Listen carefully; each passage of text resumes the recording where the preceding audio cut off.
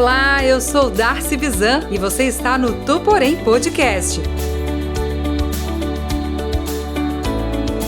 O podcast literário dos Adventistas do 15.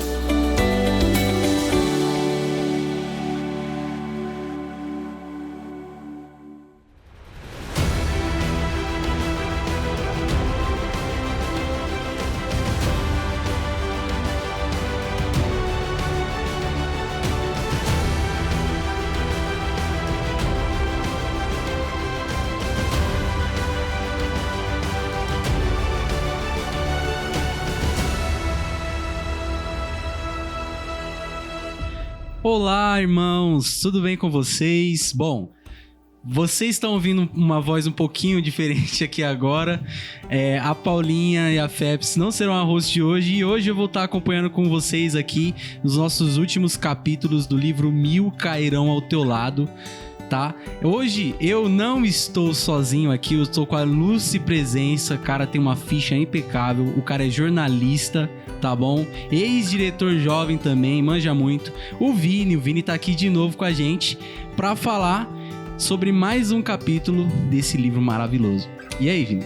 Fala, minha gente, tudo bem? Bom, faz muito tempo que eu não venho gravar um podcast aqui. Tava até sentindo uma saudade de estar nesse ambiente, poder conversar sobre Deus e conversar sobre o livro e o Cairão ao Teu Lado. E o Lucas também, nós não estamos sozinhos, estamos aí com o Samuel. Samuca pode se apresentar melhor do que eu. Olá, irmãos, olá, amigos. Igual o Vini falou, que também tem um tempinho que eu também não apareço aqui.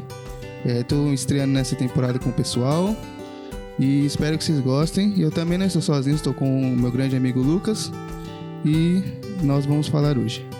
E é isso aí, meu povo. Hoje a gente vai falar um pouquinho para vocês sobre mais dois capítulos, né? O capítulo 17 e o capítulo 18 do livro 1000 Cairão ao Teu Lado.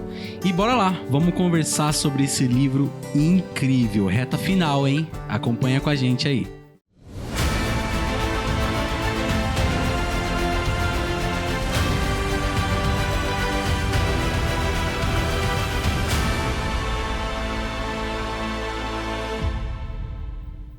E começando aqui mais um capítulo do livro. Bom, aqui a gente teve um nortezinho aí no capítulo 16 e agora no 17. Eles estão já no final da guerra, né? Já tá tudo acabando ali e tudo mais, depois de toda aquela catástrofe, aquela destruição que teve ali na guerra, né? A gente vê, quando você vai pesquisar mais a fundo, inclusive, irmãos, eu peço para que você possa pesquise mais a fundo sobre o assunto da Segunda Guerra Mundial. Procure, é muito importante que os irmãos saibam o que aconteceu ali e tudo mais.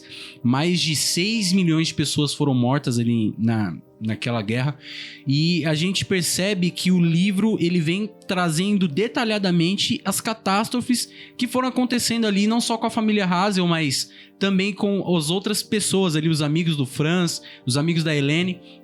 E aí o capítulo vai mostrando pra gente. E nesse capítulo 17 é basicamente a volta deles pra casa, né?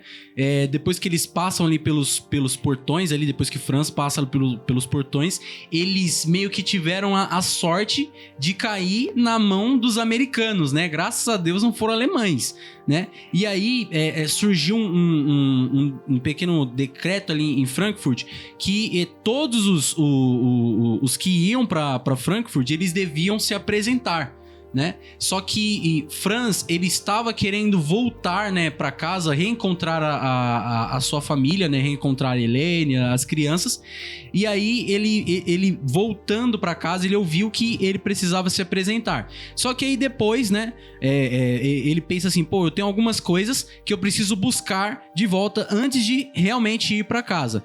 E aí ele vai e busca ali o que ele precisa, né, as malas e tudo mais, e começa a sua rota de volta para Frankfurt. E eu gostaria de passar pros meus conterrâneos aqui quais foram as suas impressões aqui desse capítulo, dessa parte aqui, que pra mim foi uma parte bem melancólica, né? A gente vai ver mais no final aí do capítulo, toda essa parte mais triste ali, meio que um reencontro aconteceu e tudo mais. Eu, sinceramente, eu digo pros irmãos, eu quase chorei nessa parte. E aí, o que você achou, Vini, de toda essa parte aí? É interessante quando a gente pensa na perspectiva de uma volta para casa. A gente pega, por exemplo, o relato de Esdras e Neemias na Bíblia, fala justamente sobre a volta do povo de Israel depois de um momento em que eles estavam exilados na Babilônia. E é interessante que quando a gente lê o relato de Esdras e Neemias, eu fico pensando nos sentimentos do Franz nessa volta dele depois da guerra. Provavelmente foi muito parecido com o sentimento que os israelitas tiveram, que é justamente de voltar para casa. Voltar para casa não apenas estar ali no local onde nasceu, onde cresceu, mas sim de voltar em paz, de voltar e se estabelecer num lugar de paz. Quando há esse retorno do povo de Israel, você tem ali reformas, você tem um novo momento do povo de Israel. Você tem um momento em que eles constroem o segundo templo, em que eles se estabelecem, em que a paz de Deus volta a ser pregada. E é interessante como que no livro Meu Caído Amontelado, nessa parte, é quando o Franz volta. Então imagina todos aqueles anos de perseguição, sendo confundido com um judeu, tentando de algum jeito não ser perseguido, não ser morto. E aí finalmente as coisas se acalmam. A paz então ela se estabelece ali. É legal pensar no sentimento que eles tinham nesse momento, em como seria pra gente hoje, né? A gente vive numa tranquilidade, a gente tá num estado onde não há guerras, e aqui Franz viveu anos de perseguição, anos de angústia, esperando para que esse momento acontecesse. E quando ele acontece, a gente fica pensando, caramba, acabou. Então eu só consigo imaginar o sentimento dele, e a minha impressão desse capítulo é justamente o alívio que ele sentiu. Quando eu penso nessa volta para casa, eu sempre lembro, em situações de guerra, eu sempre lembro de filmes que retratam um cenário de guerra, quando tem um protagonista que ele vai voltar e ele transparece pra gente o sentimento de paz dentro dele, né? De como se fosse uma missão cumprida. E nessa parte, quando a gente analisa mais a fundo ali o que vai acontecendo com o Franz, a gente, né, eu pelo menos quando eu estava lendo, eu tive essa impressão. Você, ao mesmo tempo, em certos momentos, você começa a entrar em desespero com ele. Porque eu tenho que passar isso para os irmãos, é que o Franz, apesar dele, da família dele, né, da Helene, da Gerge, da Lotte, da Suzy, do Kurt, eles estarem sempre orando, né, pedindo auxílio de Deus, pedindo ajuda divina, eles também se desesperaram em muitos momentos. Então eles ficaram desesperados em certas ocasiões, né?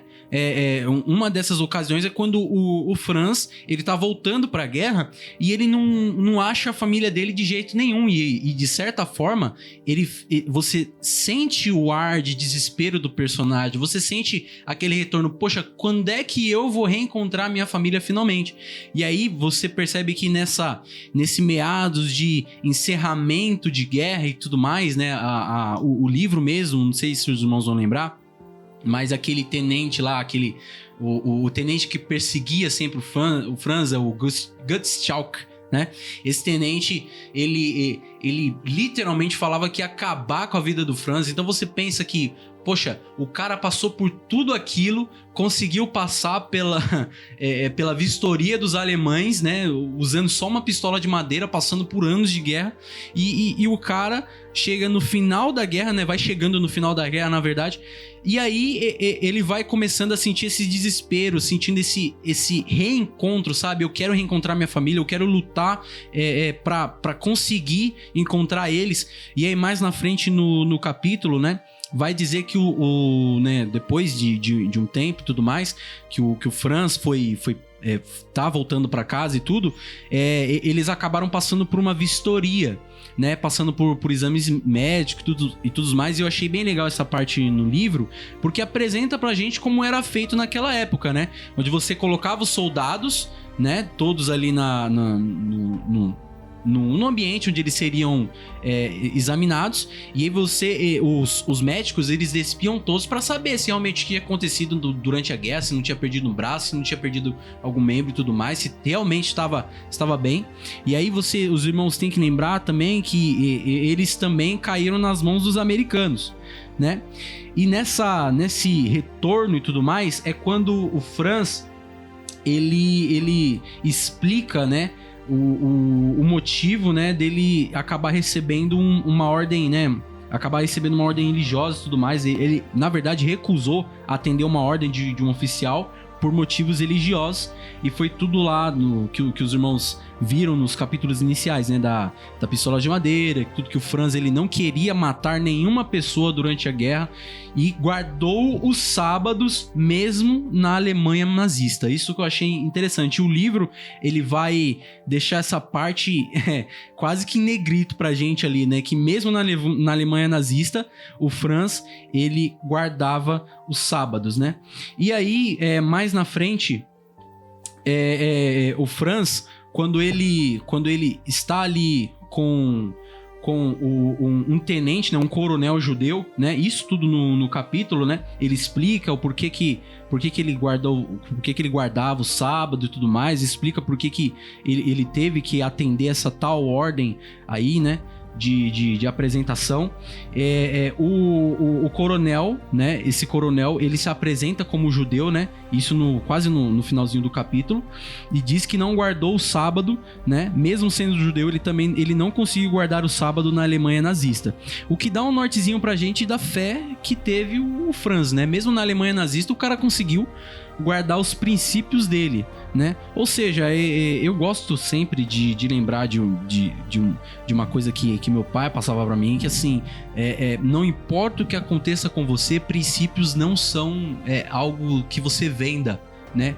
Aliás, né, até um pouco pesado a fala, mas para você ser uma prostituta, não necessariamente você precisa vender o seu corpo, basta você negociar princípios, né? Então o Franz, Helene, a Gerd, a Suzy, o Kurt, eles não negociaram os princípios dele em momento nenhum.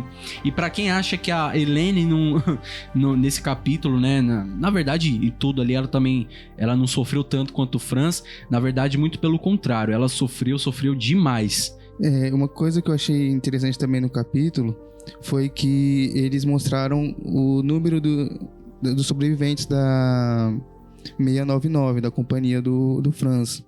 E ele fala bem assim no livro, que da companhia original, 1.200 pioneiros, somente 7 sobreviveram e apenas 3 deles não estavam feridos. E Franz, o homem com a pistola de madeira, era um dos 3. Isso é incrível porque a gente pode ver a mão de Deus sobre esse homem mais uma vez, né? Tipo, da companhia inteira, ele foi um dos poucos sobreviventes. Interessante notar, e o Lucas bem destacou, que ainda que fosse uma família extremamente devota, extremamente dedicada ao Senhor, eles ainda eram capazes de sentir as intempéries, sentir as dificuldades e sentir medo. O medo, ele é uma marca de nós, seres humanos, neste mundo. Então, ainda que eles fossem extremamente devotos, fervorosos, fossem ligados com Deus, ainda assim havia um grande clima de medo. E o medo, ele afasta a gente de Deus, ou ele faz com que a gente olhe e repense a nossa vida. E que no caso de Franz, era muito claro que o medo, ele não paralisava, ele não impedia que ele fosse de fato um adorador do Senhor. Isso fica muito claro, como o Lucas bem destacou, na forma como, apesar da dificuldade, apesar da perseguição, apesar dos problemas, ele ainda assim era fiel e mantinha os seus princípios de guardar a lei de Deus acima de qualquer coisa, de qualquer adversidade.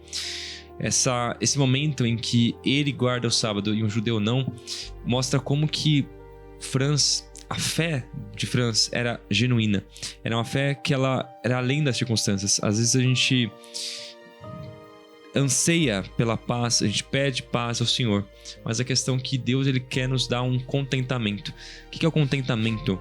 É uma alegria, é a paz apesar das adversidades. Então, é sentir a presença de Deus de forma tão grande, de forma tão clara, que nós somos capazes de sentir a alegria, mesmo em meio à dificuldade. É assim que se dá a paz. E Franz, ele mostrando esses pontos pra gente, faz nós pensarmos, caramba, se o cara no meio da guerra sentia medo pela vida dele, pela vida da família dele, ainda assim ele guardava a lei, ainda assim ele persistia em servir ao Senhor, persistia em encontrar alegria no Senhor. E aí nós pensamos, caramba, se ele naquele contexto fez isso, como nós hoje temos vivido, como nós hoje temos superado o medo, como nós hoje escolhemos às vezes a rebelião ao Senhor do que obedecer a Ele. No primeiro vento contrário, na primeira adversidade, nós escolhemos negociar princípios ao invés de fato seguir o Deus da Bíblia. O que é bem interessante aqui, e mais à frente aí, é que o capítulo ele vai deixar claro que no dia 8 de maio de 1945, né, depois que a Helene ali estava em casa e ela começa a ouvir vários murmúrios ali fora, ela sai na rua ali e tudo mais, e ela vê alemães e americanos se abraçando. Era o final da guerra. Cara, quando a gente lê essa parte assim, a gente fica... Ufa, acabou tudo, sabe? E a gente, eles vão informar ali pra Helene, vão informar pro pessoal ali que Hitler havia se suicidado, né? A guerra tinha acabado ali. E aí a família, né, Helene e as filhas, elas se ajoelham e agradecem a Deus por mesmo anos e anos e anos lutando ali pra sobreviver, eles foram cuidados por Deus. E, cara, eu achei muito, muito interessante essa sacada, porque assim, você percebe que em vários momentos do livro é praticamente quase impossível eles saírem de determinada situação. Bombardeio acontecendo, os caras ainda estavam lá. O Vini muito bem mencionou, várias e várias vezes eles foram acusados de serem judeus, judeus disfarçados de alemães. Muitas vezes durante o livro, a própria Gerd a Suzy e o Kurt na escola, né? Mais à frente a gente vai ver um pouco disso também. Eles foram perseguidos na escola pelos professores, acusados de serem judeus. Em determinado momento, a Helene é chamada na escola dizendo assim, não, ou você prova que você não é judia, ou a gente vai matar você, a sua filha, os seus filhos, vocês todos vão pagar por isso. E aí a gente percebe que Deus, ele vai cuidando da família Hazel de forma tremenda. E aí o livro ele vai mostrar pra gente que depois da guerra, né, Frankfurt, ela tava normalizada, mas ela tava em completo caos ainda, né? Você tinha muitos destroços ali por conta dos bombardeios, por conta de toda a destruição da guerra. 80% de Frankfurt havia sido destruído, e aí o Franz, ele tá ainda nessa parte de retorno, né? Ele ainda tá voltando. Em determinado momento ele encontra um homem com um carrinho de madeira e ele pede esse carrinho emprestado para levar as bagagens e tudo mais para levar para casa. E aí, cara, o que eu achei a parte mais emocionante para mim desse capítulo é quando o Franz, ele encontra a Gerd. Ele tá andando na rua, a gente percebe, né, como eu disse pros irmãos, o desespero na cabeça do Franz, o que vem passando na cabeça do Franz, esse ar de que, poxa, eu quero encontrar minha família, mas eu tô fazendo de tudo, mas não consigo achar. E aí, do nada, a filha dele aparece, a Gerd aparece. E aí, tem uma fala que a Gerd e o Franz falam, que eu deixei até destacado aqui no livro, que é o Franz, né, a Gerd ouvindo gritando pro Franz, papai, papai. E aí o Franz olha pra Gerd e diz, Gerd, é minha pequena Gerd. Cara, nessa parte pra mim, eu não sei vocês, mas rolou uma lagrimazinha aqui, porque a gente percebe que o Franz, ele quase morreu inúmeras vezes e literalmente não era pra ele estar voltando, né? Mas Deus protegeu ele e ainda assim ele conseguiu, no meio dos destroços, né, uma Frankfurt de 80% destruída, ele ainda conseguiu encontrar a família dele.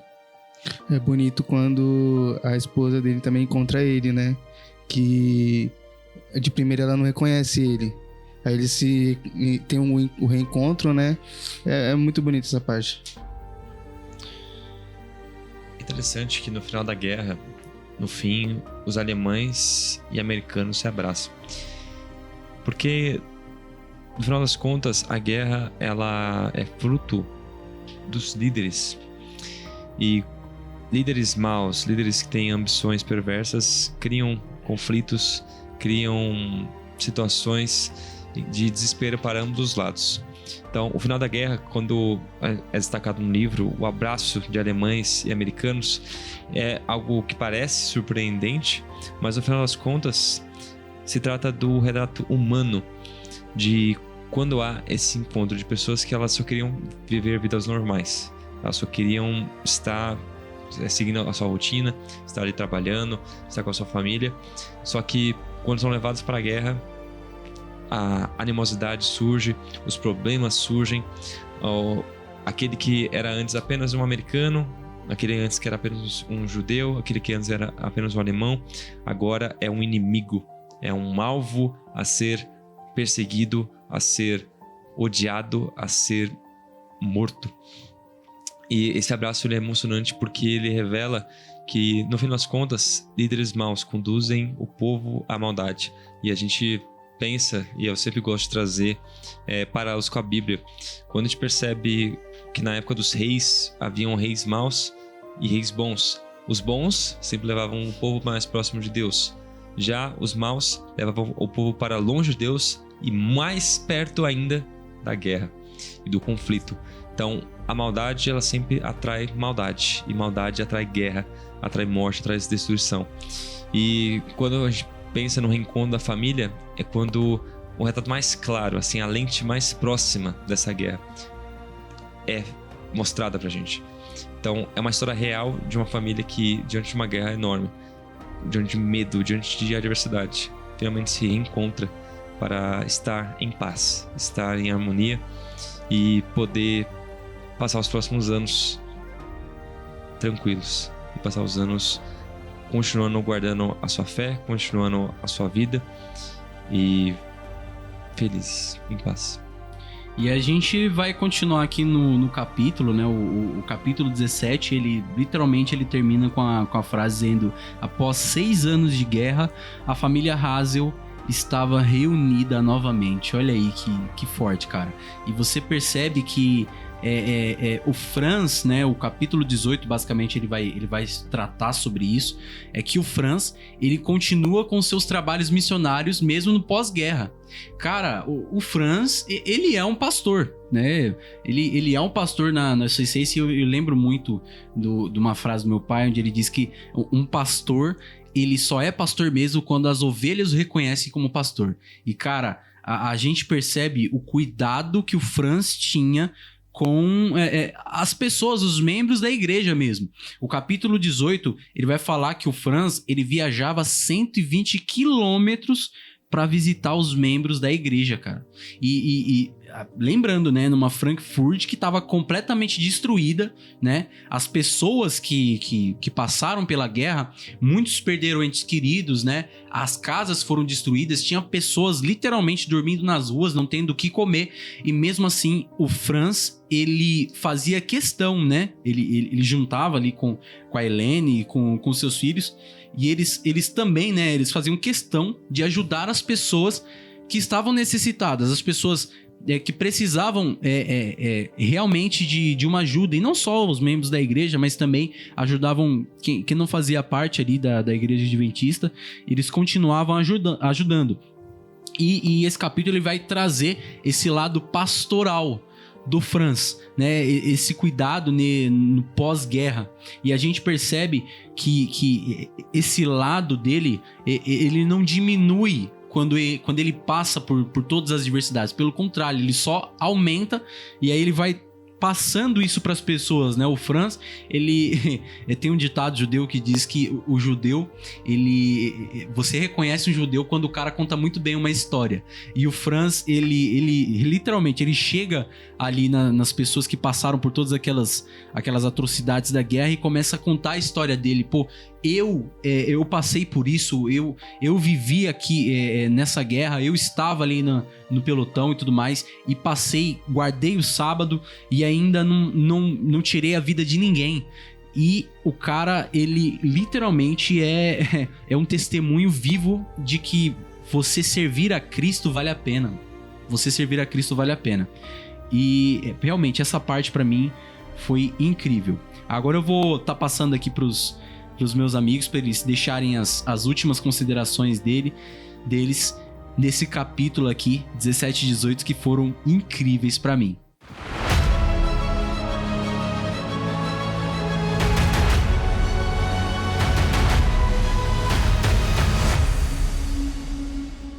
Uma parte que eu gostaria de destacar do 18 foi quando a Helene, a mãe das crianças, esposa do Russell, ela fica presa na neve, né? Essa foi uma parte que eu gostei muito, que conta que ela fica presa e um caminhoneiro encontra ela presa com a neve cobrindo o corpo dela totalmente e conseguiu identificar que era uma pessoa. E ele dá carona e no final ele decide levar ela até a casa dela, né? Nessa carona. E quando ela sai do caminhão lá, ela não vê mais o caminhão, não vê pegadas, os rastros do caminhão, né? E eu acredito que ali foi um anjo que veio ali para salvar ela naquele momento. Que eu já tive algumas experiências quando criança de sentir a presença, né, de Deus comigo. E naquele momento eu senti a presença de Deus quando eu li essa história. Amém, louvado seja Deus. De fato, essa parte ela é muito marcante. Acho que dentro do capítulo 18, talvez essa seja a mais impactante. Porque ao longo de todo o livro, nós temos diversos relatos de milagres. A própria vida do Franz é um milagre. Se for pensar nas adversidades, em tudo que poderia ter acontecido ali, ainda assim, ele está vivo, a família está viva, e eles poderem contar essa história, poder seguir essa trajetória de pregar, de ser um pastor como o Franz continuou a ser antes, ele foi no meio, foi depois da guerra.